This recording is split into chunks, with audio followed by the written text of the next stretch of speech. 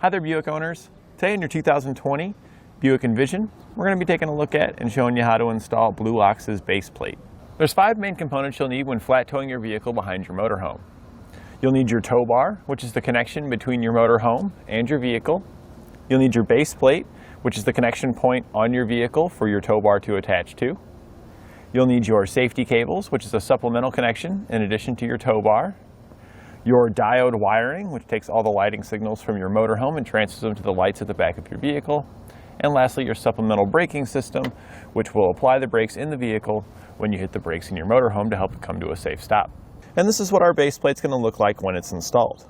The majority of our components are going to be hidden behind the fascia with just the attachment points sticking through. We've got our attachment points for the removable tabs where our base plate will hook up, our safety cable loops. We have our breakaway switch, which is attached to a mounting point on our base plate. We've got our wiring for our lighting system. And on the opposite side here, we have the safety cable and attachment point for our tow bar as well. Our base plate's custom fit for our Buick Envision, so it's going to bolt right up behind it. All the hardware you need to get it installed does come included. Our removable arms here are not installed when we're just normally driving our vehicle to minimize how much sticks out here at the front, and everything's nice with a black powder coat finish here so it hides and integrates very well into our Envision. When we put the removable tabs in, it is a little bit more noticeable, but this is the connection point that we're going to be using to hook up our tow bar to. We'll have one located on each side. And when you're done flat towing, when you're ready to drive your vehicle in, you can simply pull the pin, give it a twist, and the removable arms come right out. This base plate is designed to work with any BlueOx tow bar. You can see our BlueOx tow bar installed here, and the 3 lugs will slot in and attach directly to our tow bar. But we do have adapters available here at etrailer.Com, so if you have a different manufacturer's tow bar, you can swap out the ends and hook directly to this base plate. Now, while this base plate does come with everything you need to get it installed, this is going to be one of the more difficult base plates to put on. There's a lot of cutting, drilling, and modifications required behind our fascia here. So if you're up for the challenge, you can follow along with us, and we're going to get this installed.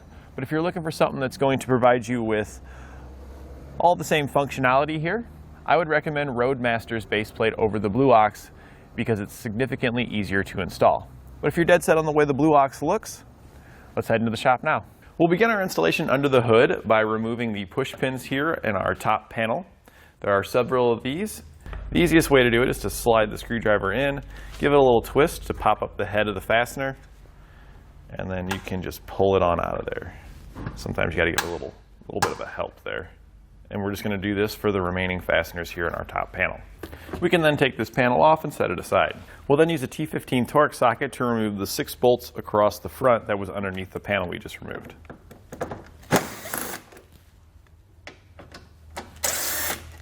We're now on the inner wheel well liner here, and we need to remove the Torx bolts here going up. There's 4 of them. We're going to use that same T15 Torx socket. Once we've got the 4 removed on this side, we'll be removing the 4 over on the other side. With all those bolts removed, we can take our fender liner and peel it back. I'm in the very top hole here where our bolt was. You can take your screwdriver, put it in there, and you can kind of just pry it out right there because our bolt is located just behind the paneling right there. And we're going to take this bolt out using a 7mm socket.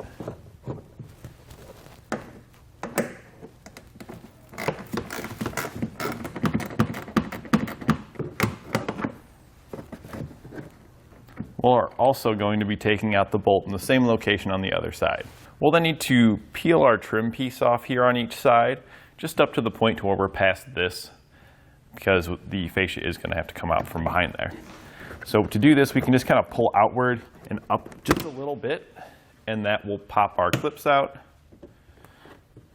so we can easily get these pieces separated. We'll now need to remove all the bolts from the bottom of our fascia going across the front here. There's 10 of them, and we're going to use our 7mm socket to remove them. Don't miss the ones located behind your mud flaps on each side. We can now start peeling our fascia off. So we're just going to start on one side on the outside, working our way towards the center. And really what we're looking for here is just to get it released kind of right down to about here. We don't want to go too far before we go release the other side. With both sides released, we can then work our way towards the center, where we can start releasing it from the pins here at the top. There's just kind of like little notches you just got to lift the tabs over.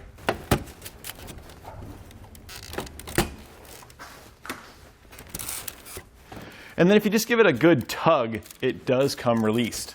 That's why we wanted to make sure we were here in the center, so we could support it, slowly work it back, and then check for any electrical connectors that we may need to disconnect.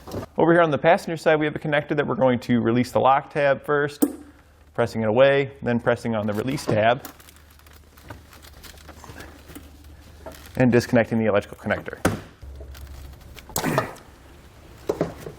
We can then take our fascia and set it aside where it won't get damaged. We'll now need to remove the plastic panel that's located here on the bottom half in front of our condenser and radiator down here. There are several pins we're going to have to remove. There are a couple different styles. The ones here on the side is going to be just like the ones we removed previously. So these remove just the same. You got that center piece in the middle, pop it out, and then you can take the whole tab out. With the ones across the top, those ones just press in. There's no center tab. These ones you can do with a screwdriver, but I find it to be a little bit easier if you got a trim panel tool and you can get behind the whole panel to start it. And then you can come around front and pry the whole pin out. And the ones on bottom are going to be the same as the ones on top.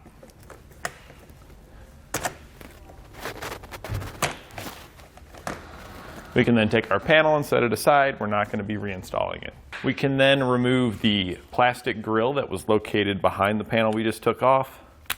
And we're going to do this by removing the Torx bolts on each side. There are 2 on each side, and this is going to be a T25 Torx. You'll also have a temperature sensor inside this grill. We're going to need to remove that. So there's tabs on top. You can just take your pliers and just squeeze those tabs to pop it down. We're also going to have some rubber clips around it here on the bottom. You just need to pull all those off of your panel. And then once you've got all those removed, we can just kind of pull outward slightly and then pull down to slide it out. We're also not going to be reinstalling this. We'll now need to trim off our brackets flush with the bottom of our bumper beam here. So you can do this with a Sawzall or a metal cutting jigsaw or a cutoff wheel, whatever you've got, available to just trim this off.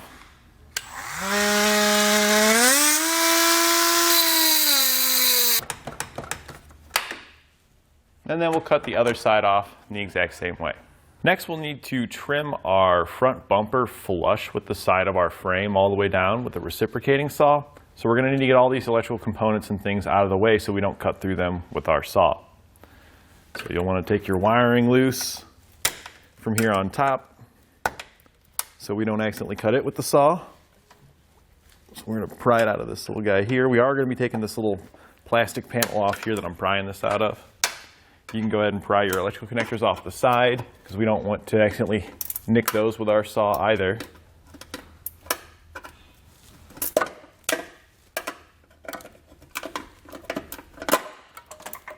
This way we can push this stuff out of the way when we're cutting.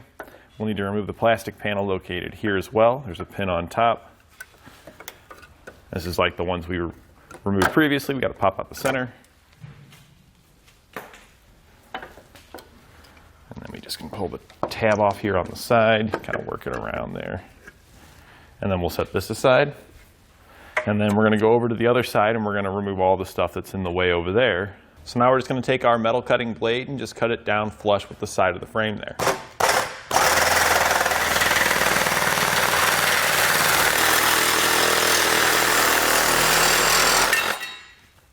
We'll then do the same thing over on the other side. Now that we've got it all cut off, I am going to go ahead and spray it with some paint. It is aluminum, so it's not going to rust, but it can still help inhibit any type of corrosion from occurring.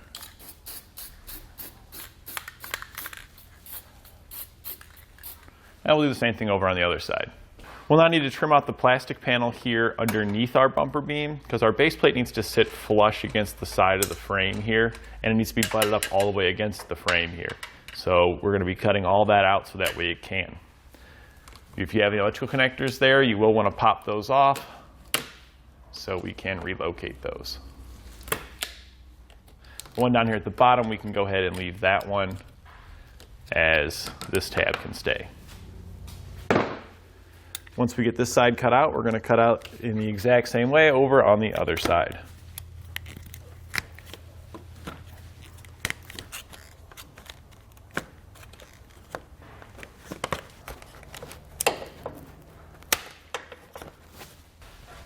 Now with an extra set of hands, we're going to take our base plate, we're going to lift it up into position, and we want our base plate here to be flush with the side of the frame here, as well as being flush with the top of the frame up there. Once you've got it lined up, you can take your C-clamp and clamp it into position. This is usually easier done on the bottom set of holes. Once we get this side clamped, we'll clamp the other side. We can then use our hitch as a template and drill out all the holes on each side.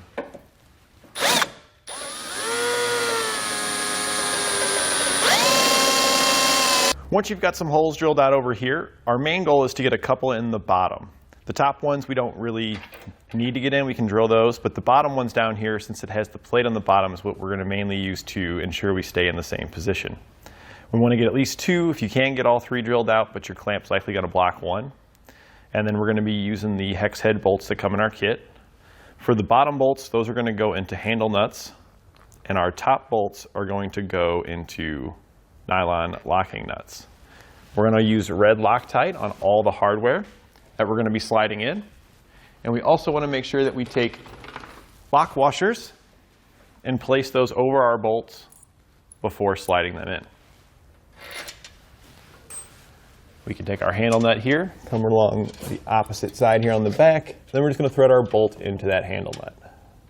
It may be necessary to bend your handle nut so that way you can get it to clear and thread onto your bolt. Once you get that one started, we're going to start the other one over here on the bottom as well, and then we can get the bottom two tightened down. Then we can use our 15mm socket to tighten down our lower bolts.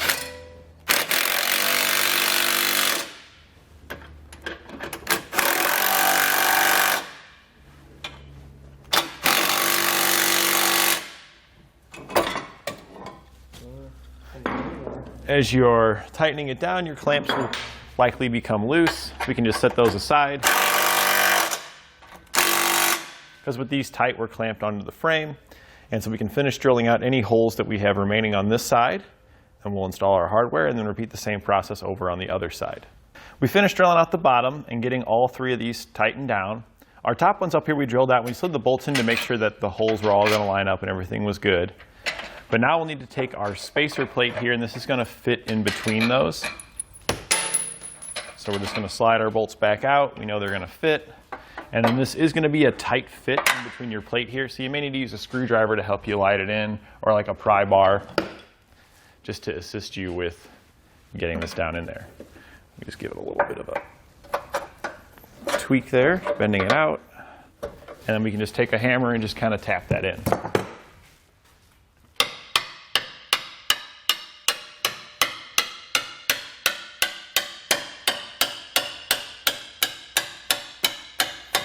You just want to pay attention to your holes and line those up. Then we can slide our hardware back in and tighten down our bolts. These bolts are also going to get red Loctite, and then we can tighten them down using a 15mm socket and wrench. We can then cut off the excess of our handle nuts. The easiest way to do this is to use a pair of side cutters and to just grab it and then give it a squeeze. It's going to be hard to cut them because it's so thick, but if you're squeezing it while twisting it up and down like this, it actually guides your blade right through it, and it'll cut it right off. We'll do that with the remaining two here, and then we can repeat this same process over on the other side to get our holes drilled out and get our hardware installed. Now we can go back and torque all of our hardware to the specifications found in our instructions. If you have the turbocharged model, you'll likely have an intercooler located down below, so you may want to leave a little more excess on your handle nuts when you trim those, so you've got a little something to hold on to, just in case the nut starts to spin. You can't always reach up in there with a socket and wrench. You may have to come from the back side, though, around it to get in there. We'll now need to put our safety cables in place. We're going to do this by sliding up on the inside of the frame here, making sure to avoid any hoses or wiring. We don't want to pinch it between the frame. And when we come out here on top, we want to do the same thing. We're just going to come over top the frame. We want to make sure we don't pinch our wiring when we do this. So we're going to make sure we go underneath of it. This can be a little tricky, as this end is not very flexible at the very end there. There we go. And then we're just going to bring it down and line it up with our hole here towards the bottom. We'll be connecting it to that hole on our base plate using the included quick link. So we're just going to open this up, and then we can slide one end on, bring the other end around, and then we can just tighten down our quick link. Once we've got this side tightened down, we can repeat the same process over on the other side. At this point now, our base plate is fully installed, and we can reinstall our fascia in reverse order of how we removed it. You will need to do some trimming on your fascia, and we're just going to hold it up here and use it as a template when doing that trimming. But I highly recommend at this point, before putting your fascia back on, completing the rest of your flat toe setup, because you likely have more components than just your base plate here. We're going to be installing our wiring and the things we need for our braking system as well. And this is the best opportunity to do it, because a lot of those components are going to be routing wiring and thing here to the front. So with our fascia out of the way, it'll just be a lot easier. So I'm going to finish up the rest of our flat toe, and then I'll see you here back up at the front once that's all done, and we'll get the fascia reinstalled. With an extra set of hands, we're going to hold the fascia up here. Now it's not going to go back on because our base plate's going to be hitting it. So we're going to need to hop down here and look for any of the components that our base plate is hitting on and trim those out. We have our attachment holes here for our base plate tabs, as well as our safety chain here, and then any of your electrical connectors. And with these being a kind of striped rib design, we're just going to take out the ribs. That way it'll look decent. So we're just going to be cutting out the ribs here and here. Our tab here, we're going to want to cut around that as well. So we're going to be cutting out that section of this rib for the safety chain attachment point. We have our breakaway switch here in the middle that we also need to trim out for. So we're going to trim that off as well. Our electrical connectors here we're also going to have to trim out for, even though the tabs are going to pass through. Our wiring is likely going to, the connector is going to hit. So I'm just going to mark where the tabs are. And then we will see when we go to put it back up and do our wiring if we need to make additional trimming, but we likely will. So it's a good idea to just go ahead and mark this now so you know where it's at. And then we got the same things we did over on the other side, but we need to mark out on this side. We're now going to use our cutoff wheel. We're going to cut the marks that we had made and trim out those pieces.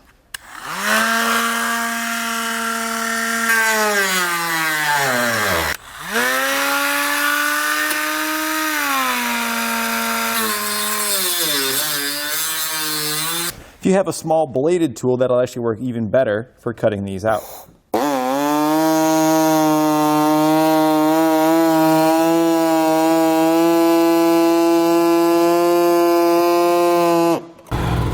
And then any of the rough edges you've got, you can just take a file and go back and knock off all those burrs and clean it up.